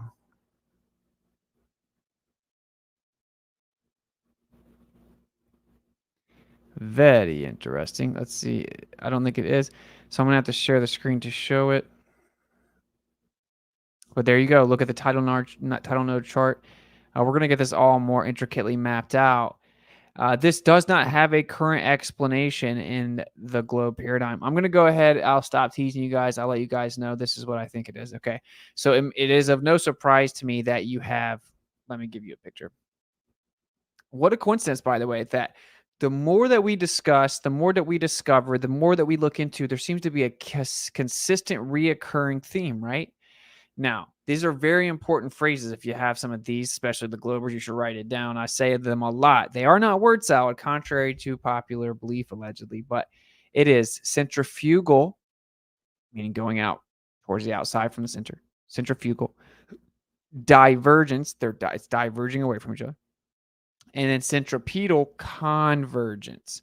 Centrifugal divergence, centripetal convergence. These two motions put together give you the conjugate, which means the inverse. You have like the inside and the outside, the two sides of a coin, the donut, the inside of the donut, the conjugate, the flip, the inverse, the reciprocated, the conjugate. Geometric, obviously, geometry, the shape, the conjugate geometric expression of magnetism, centrifugal divergence, centripetal convergence. Now, the reason that it's important, now you could say donut inside a donut magnetism. You need to understand the phenomena, though, the actual coinciding motion. Now, what's inside of this? You have a vortex. Anyone that's been watching it, if you look at what I'm flirting with being my new logo right here, it's actually a very intricate logo. It's got the toroid overlaid it. It's got the vortex going through the middle. It's got the different layers of basically effectively, quote unquote, the domes. And then it's got it reciprocated as above, so below, which must be the case, scientifically speaking, based on the physics of magnetism. So here we go. Now you see that this is the inertial plane. The green picture is the inertial plane. You have the top and the bottom. Of course, you'll see you have the centrifugal divergence and the centripetal convergence. And you actually have it reciprocated. And then you have a vortex through the middle, right? Now, this is not just made up or something. This is what we know that magnetic fields operate as, right? So here's Faraday cell images. You guys have seen it. So you see the vortex in the middle. Now, in that middle, it is a place of rest. It is pure rest. It's inertia, meaning unchanging. Inertia means unchanging, right? So technically something could be in motion, but just not changing the rate in which it moves. So that would be inertia. At true rest would be inertia. Now, in the pseudoscientific fairy tale religion, that is the heliocentric model, applying the relativistic nonsense that Einstein came up with to save the model philosophically in the face of damning evidence as a result of Michelson-Morley and Airy's failure. There is no such thing as rest. Everything's in motion, and you can't tell if anything's at rest. There is no absolute rest, blah, blah, blah, blah, blah. Wrong. And if you guys had made it to the summit, you would have saw that I actually did my presentation on this, and the entire universe, if you want to call it that, in fact, the entire natural world can be summarized in a simple three-part analogy, and that is the painter, the canvas, and the painting. The painter is the creative force above us. The canvas is the ether that is at rest. And then you have the painting, which is, of course, the emanating force pressing down through the ether, ripple, putting stress on the ether. Like Tesla said, the ether under stress or strain. Just give me a couple seconds just to point this out to you guys. For those that want to learn this, it's not just about the Globers. So the force, the creative force emanates down. It pushes stress or strain down through the ether. Effectively, we'll say rippling down to the ether. It puts the ether under stress or strain coming from above us, the all creative force, the life-giving force. He referred to it as the prana, he being Tesla. Then you have the electrostatic phenomena being the result of the ether under stress. Well, that means that literally is what creates the material world and holds it all together. Quite literally, the creative force above you that presses down on through the ether, right? Ripples through the ether, literally holds the material world together, like physically speaking. Anyway, all that to say that the canvas is just black. The canvas is pure potential rest. It is just equilibrium. It is rest. I won't give away all the profound ways that I tied that together in the summit. You guys could just go support some fellow truthers by going and copping the summit still, but it is pretty profound. All that to say that it's all about rest. It doesn't surprise me that we have tidal nodes or places of rest. Look at the center of this, the center of this, the center of that. Okay. So what do you see? That's the rest. That's the, if you wanted to say concentrated ether, right? The ether is of course like the conjugate of what we call spatial extension or space or the material world, Cartesian coordinates, right? I know I'm doing a lot right now, so just let me break it down really simply. Okay, all energy. I mean, of course, the water is intrinsically electric. What the tide does is breathing in and out, just like inside the toroid, especially on the plane. That is what it is. It's breathing in and out. It's not just we say it simply, blah, blah, blah. No, that's what it is. It goes in and out. It's on a plane. It's seeking equilibrium. It's within that toroid that breathes in and out, just like the sun basically breathes in and out throughout the year. It's all within a toroid, everything from the small to the big. There will be no progression in any type of science until they understand this. But the important part is that that's all intrinsically electric, which is intrinsically magnetic. And when you look at this geometry, that means it has to exist. You're going to have a whole bunch of points within this toroid that's going to look like this. It's going to be fractal. So you have the small amounts all the way to the big. All that to say, the tidal nodes is the rest point, right? It has zero amplitude. It's like a position of rest. You have zero tidal amplitude. That would be the middle, the place of rest. What do you have around it? You have a vortex. You have rotation around that place of rest. Now, when we relook at these maps, all of a sudden they begin to make sense if you actually understand what I just explained. And so to think that it's just a coincidence, it would be very naive. All right, let me see if I can get this pulled up for you guys and share the screen because it won't let me upload it on StreamYard.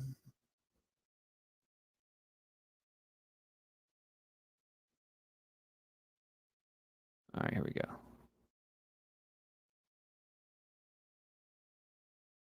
Present.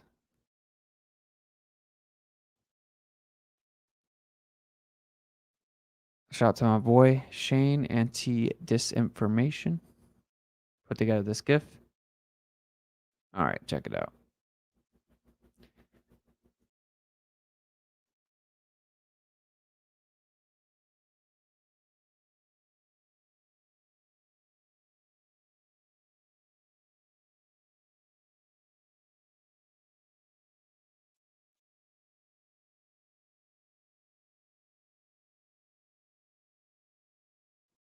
On a plane projection, it maps out characteristics of the magnetic field with central points in that.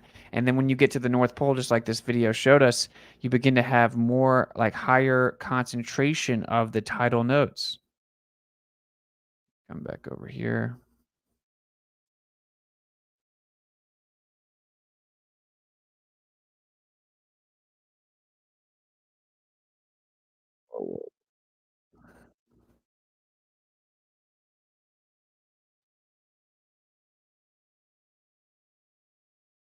Level, and the high tide might be a meter above sea level, and that would be a tidal amplitude of 2 meters, a more sparse. There's wise, but it has. All right, check it now. So Think about what I just told you, and this because we're not just going to Globers. We're figuring out where we live. We're figuring out what's actually going on. Okay, so think about what I just explained to you. Well, it's not a coincidence that every time we look into a new phenomena, it matches within this geometry. It's going to always do that.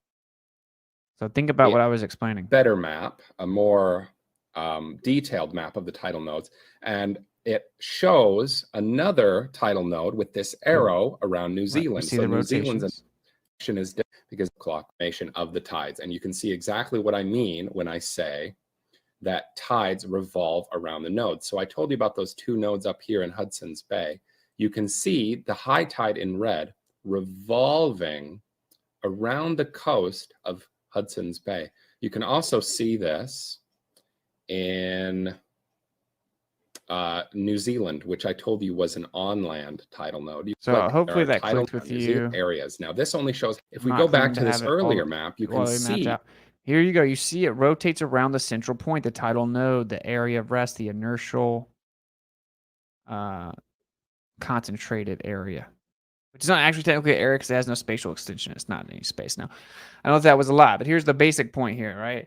So the globe cannot truly explain what's going on with the tides for many reasons. And it's not just me saying this. This is them saying it, right? This is Ivy League school saying it. Anti-flat earthers know everything, but in reality, the people that they appeal to, they admit they don't know. Happy New Year, everyone. Thank you, Natty Bumbo, for the $10 super chat. Much love. pretty close to the new year. And I guess it is technically like the new year, huh? So happy new year to you.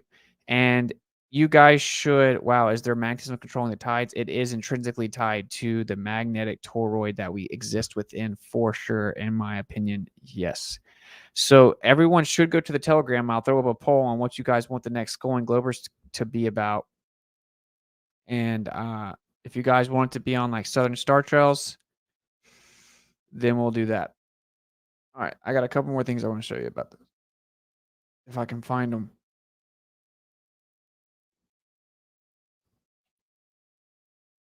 How dare you?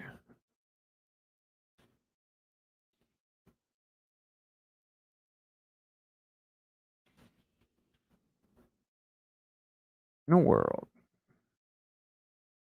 So when people say like, oh, the moon's electromagnetic, the cathode, the anode, oh, there's salt in the water, they're not entirely wrong. It's all intrinsically tied together because those are energetic manifestations of the lights that were placed in the sky within this layered toroid that would effectively be layered firmament. And it would obviously be playing a role in the overall energetic manifestation that is the energy field that we live within, which to the best of my knowledge, and I certainly am still learning, but it looks something like that. Where we live looks something like that. It would blow your mind. It would probably be 1,000 times bigger than that, which is hard to even comprehend. I'm not sure where it is. I'm sorry. Let me see if this is it.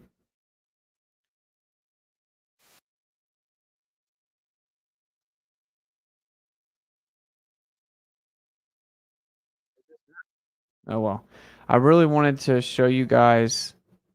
I vote yes on Star Trails. Nice. All right, we'll probably cover like Star Trails or overall just all the celestial phenomena in the sky as it pertains to our personal vision. Next week, I have a debate Friday that'll almost assuredly come up. I'm assuming that's why that guy wants to debate me so bad. He thinks he can like rebut it. Maybe, I don't know. So I'm debating some dude, I guess, that has a PhD or whatever that means. Friday modern day debate. All right, cool. I don't see the other video, unfortunately.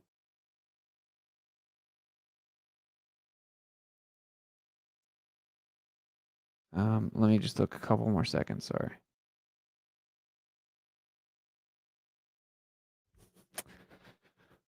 Well, I can technically play this one while we're at it, but I really wish I could find Neil deGrasse Tyson straight up explains that the tides are like a stationary wave. Wow, very generous donations on Rockfin. Is this wow?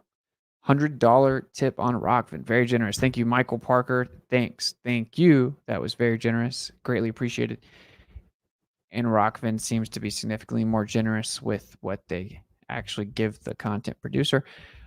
Cake at Noon. Thank you for the $50 super chat on Rockfin. Also very generous. Always entertaining and on point. All the cool kids super chatting tonight. A great example of what one can accomplish when you stay true to yourself. I appreciate you. Thank you so much. Cake at Noon, much love. Michael Parker, much love. Thank you. Shout out to the 50 legends on Rockfin kicking it. I love it. We are going to start showing over there some more so I can finish the streams with like just full uncensored gravy. You guys should go to the Telegram as well. Thank you guys for the support. It's greatly appreciated. All right. I think that other video should have downloaded. Here we go. So I'll show some love to my boy Shane here. A couple minutes long. How dare you? This is a clip out of the video we just saw, I believe, but let's get it. Oh, I don't know if it's going to play the sound, though, dude. I don't think it's going to play the sound. Entire screen. All right, maybe this will work.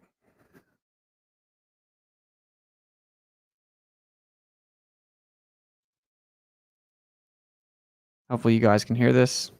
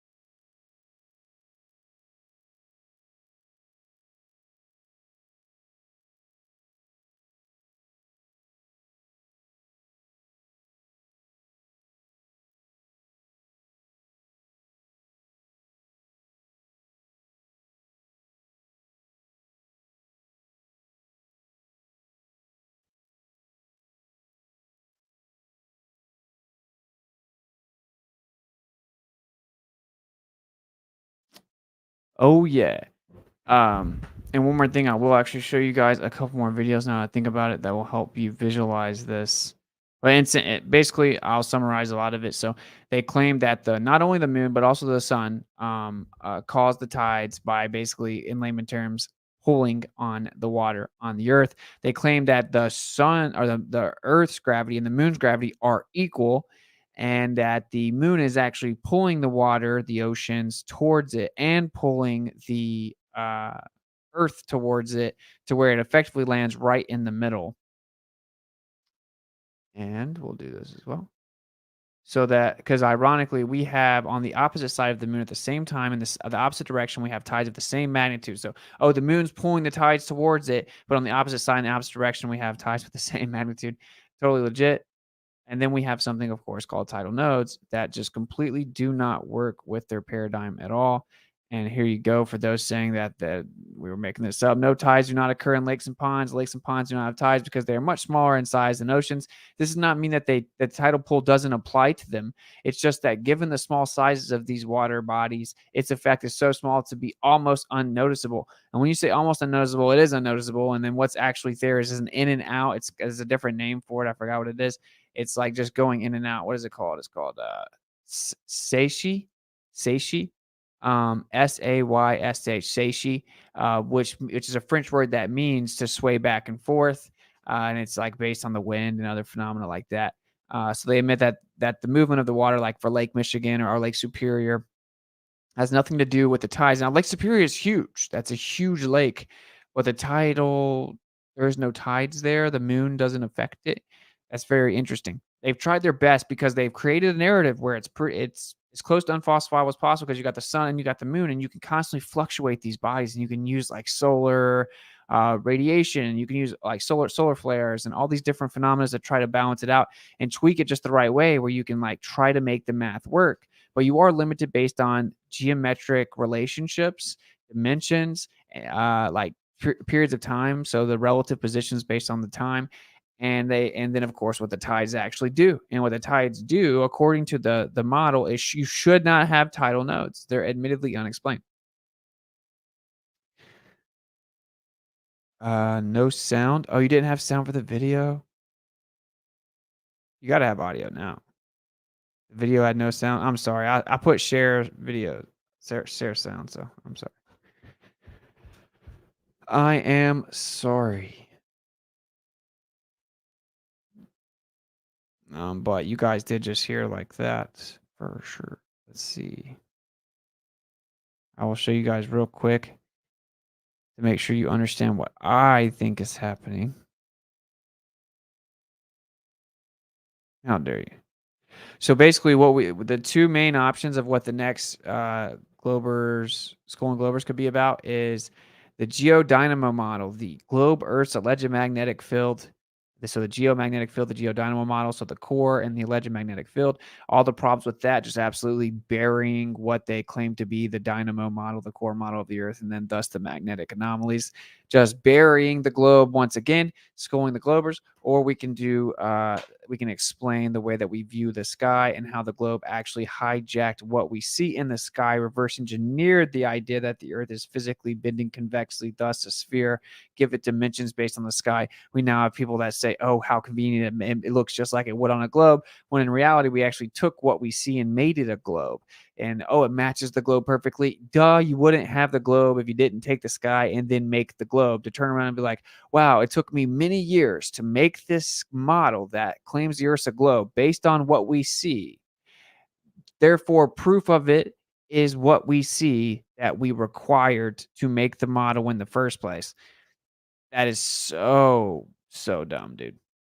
So it's up to you guys. I'll drop a poll in the Telegram in just a second. It'll either be tomorrow, will either be not tomorrow, but the next Skull and Globers will be the geodynamo model and the magnetic field of the Earth, so the core and magnetic field of the globe, or the way that we see the sky, how they hijacked perspective to make the globe, and explaining all celestial phenomena accurately.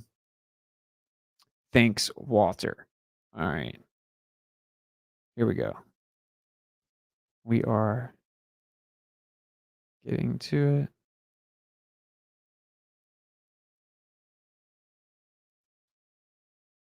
One of these days.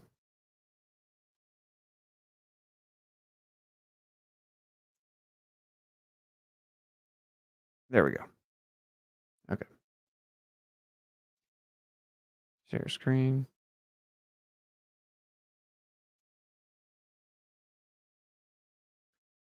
Now you see this is actually breathing in and out.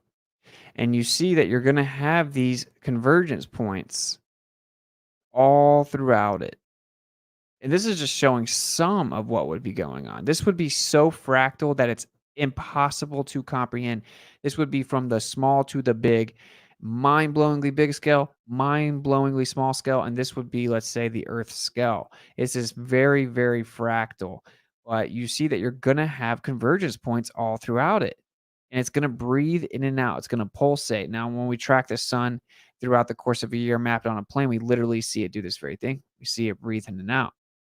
So it's got to be tied within that. Now, it's not, the tides are not unrelated to the sun and the moon because that's an energetic aspect of the energetic field that is what we live in. So of course it has something to do with that, right? I mean, that's just common sense to me, but it is not pulling on it. It is not some primary cause. And hopefully people can understand that.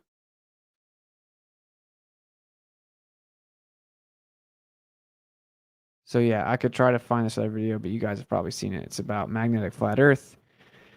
So cool. There you go. That was pretty much it. I had a couple videos I thought I was going to be able to easily find. I'm not able to find them, so I do apologize, but we pretty much buried the tides, I would say. It's pretty simple.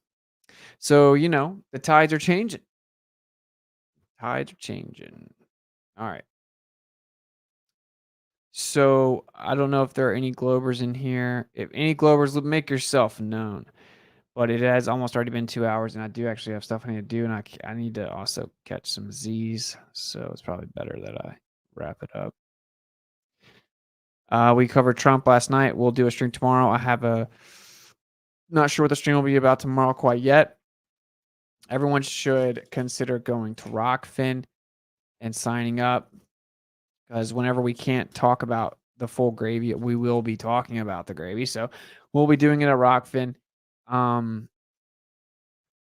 Also go to Telegram, t.me/Witsit gets it. No, sorry. T.me/Witsit streams and t.me/Miswits. You just get completely uncensored chat. You can drop links, all kinds of videos. You can meet a lot of cool people from the that support the channel and keep up with the channel. And I have a debate against PhD Tony Friday, I guess 8 Eastern, I would guess, on Modern Day Debate. Because James hit me up, said the dude really wanted to debate. So I'm like, whatever. So that's pretty much it. Catch so many good Z's, you get a Golden Globe, brother. Cool. Thank you, man. Will do. Thank you for the kind intentions.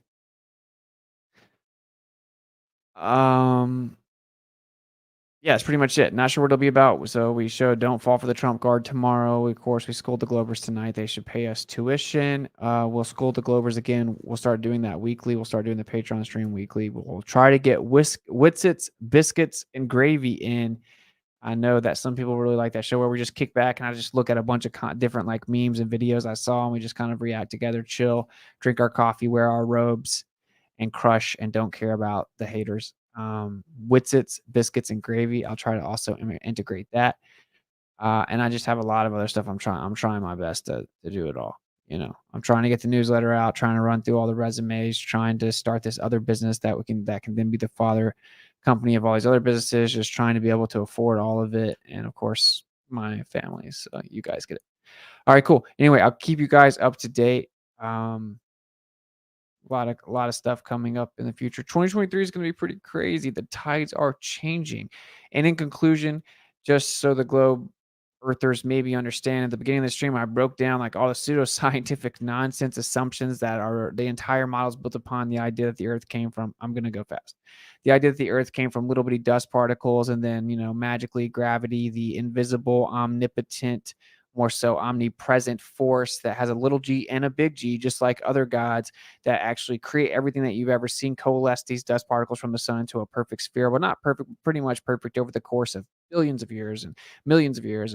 And then a Mars-sized body hit the Earth, exchanged energy to its core, broke it up into a bunch of little pieces, but one of the little pieces of rock decided to stick around, and then gravity, their God, then actually coalesced that rock into a sphere after recoalescing the Earth back into a sphere. And then it just happened to, as being coalesced by gravity into a sphere, that relationship between the rock that was getting coalesced into a sphere at the same time that was breaking off from the previous Earth just happened to stop at just the right way. Where their coalescing happened to co-align, so where that it stopped at the perfect distance based on its mass relationship, that it would look, ironically and just purely coincidence, that it would look the same size as the sun. And then we go from there, because the moon always appears to be the same size while appearing to have the same angular size as the sun, even though 400 times smaller in diameter, and the heliocentric model, and coincidentally 400 times closer. You always see the same side of it. It's tidally locked, supposedly going 2,200 miles an hour in an orbit around the Earth while spinning and rotating 10 miles per hour, roughly, I think like 10.8 miles per hour. But it stays tidally locked. If it was going a fourth of a mile per hour faster or slower, we'd see the rest of it. And it's tidally locked. That was come up with long ago, and then they tried to integrate that into the tides because they had to come up with some type of way that it would be tidally locked. So they said it was that it would actually just be locked with the Earth, that we only see one side of it. They said it was tidally locked, which means it has to affect the tides. There is some type of correlation there between the cycle of the moon, although loose and not consistent, and not the actual cause clearly. So they ran with it. They then added the sun in there to kind of be able to fudge the data, but it doesn't work. It's paradoxical. It has tides with the same magnitude or greater in the opposite direction on the opposite side of the Earth at the same time. This is, of course, impossible. Then they say that the moon and the Earth have the same strength of gravity, and that the moon actually pulls the Earth, displaces the Earth from the water that it's pulling, so that it just happens to end up right back in the middle again. And then, of course, they claim that there are standing waves or stationary waves, and that the Earth is just hula hooping through it, moving through the water that's just standing there bulged out at the edges as the moon pulls it, but the sun also simultaneously pulls it. And then, based on the idea that this is the case, you would have gravitational distribution from that body relative to the Earth, and the sun to the Earth, that would be evenly distributed based simply on distance and mass. There would be nothing else that affected it. Distance and mass would be the primary causal agent that causes the tides, causes the movements of the waters, which means it would be evenly distributed relative to mass and distance. But of course, we don't actually see that. We see something called tidal nodes. All over the Earth, we see that we have a zero tidal amplitude, which does not make any sense inside that paradigm, admittedly. So you can go and read in my Telegram. I'll be dropping sources for you from higher up schools explaining that they cannot fully explain the tidal theory, and it has many contradictions. Next Schooling Globers will be episode number 7. I'll set up a poll in the Telegram, and we will either do it on how we perceive the sky or the geodynamo model of the globe. We'll teach and school the Globers on exactly what they believe to be the case when it comes to the core of the Earth, and how it's supposedly 3,959 fairy tale miles down past the 7.8 that can actually be verified, and then what they think it's composed of, the different layers, how it's moving relative to the surface, how it's changing, now it's slowing down, how it's supposedly sustaining the magnetic field, etc. So we got a lot of cool stuff to talk about in Schooling the Globers, launching that back up. There we go. I know it was a bit redundant, but if someone got here late, they got a full little recap. So there you go. And then we'll try to get some Globers to not be entirely petrified and scared to ever voice up in this channel, and they'll call in and they can take a test. I'll actually create tests. I will create tests based on the subject. So they'll come on, they have to take the test. That would be hilarious. I think they'll be scared to do it. Like, they're so much smarter than all the flat earthers that they're afraid to go on the Flat Earth show and answer their own model's questions after it was covered like a lecture. We'll see.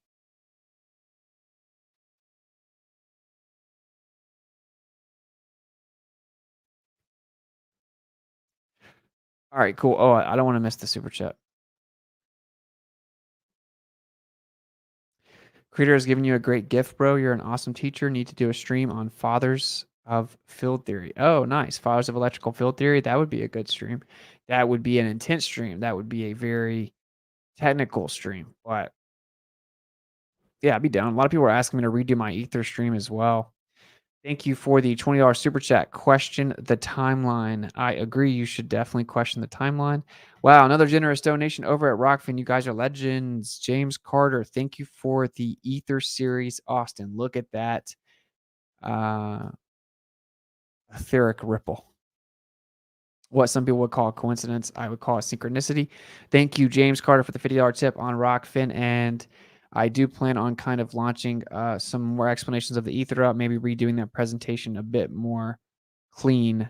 But cool. Yeah. Thank you guys for the support. Links to support in the channel are in the description. I think you should definitely check out Telegram when we're fully uncensored. I know I've said it a few times, but it's pretty cool. We're going to build it up. So you guys can kind of be like OG VIPs before it gets bigger. And in conclusion, if you currently think the Earth's a globe, just step back and realize there's a whole bunch that goes into it that needs to be true in order for that model to even be potentially and theoretically viable. And you really never have thought of it. And you just kind of assume that scientists have thought of it and figured it out for you. And you may have begun to hear about the subject, then you find these anti-flat earthers with this illusory confidence and cockiness that pretend it is all figured out. But I can assure you that you will find out, certainly if you stay up to date with this channel and other True Earth channels, that in reality, they admit they do not have answers for the vast majority of phenomena that would have to be happening in a certain way in the heliocentric model. They have a whole bunch of I don't knows, mathematical band-aids, and patchwork, and apparently that is science as long as it fulfills the philosophical bias of the Copernican principle, which is that the Earth is not special and does not occupy a unique position. So whatever you can do to keep that alive, you can make up stories, and it doesn't have to be verified. If you begin to ever imply that, in fact, the Earth may be the center and be special, you must be able to answer every single question they can possibly think of, and it must be perfectly and scientifically proven. If that's not the case, they can throw out everything and go back to their patched up nonsense. So just step outside of the need to conform to what other people think, or the idea that you might be scared or nervous to ever question something that seems so basic and foundational as the Earth. It's just a house of cards. It's just a facade. It's just pull back the curtain in The Wizard of Oz. And the reason it's so important is you begin to realize a lot about yourself and where you live, and the reality of certain powers that maybe shouldn't be on the Earth and what they do. Cool. Love you guys. Seek and speak truth unequivocally. The weak find contentment in the consensus of ignorance. If you want to contact me, witsit@protonmail.com, or on Telegram, you can go to my chat, t.me/miswits, or @realwitsit. Probably the most efficient way, because that's kind of replaced my email. I'll try to keep up to date with you guys. And a lot of stuff I don't want to announce yet, but we got some things that we'll be launching here soon. I'll keep you guys up to date. Also consider going to NASA audits. I think I might change it to Audit NASA, but and subbing on YouTube.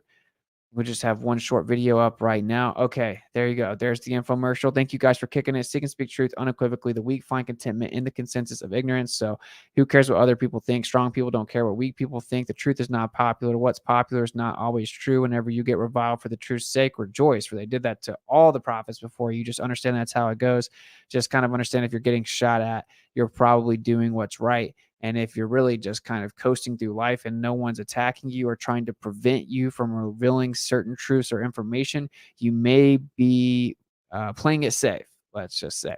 So yeah, just never back down from societal ostracism. Weaker people always get together to attack you. I will catch up with you guys mañana. Peace.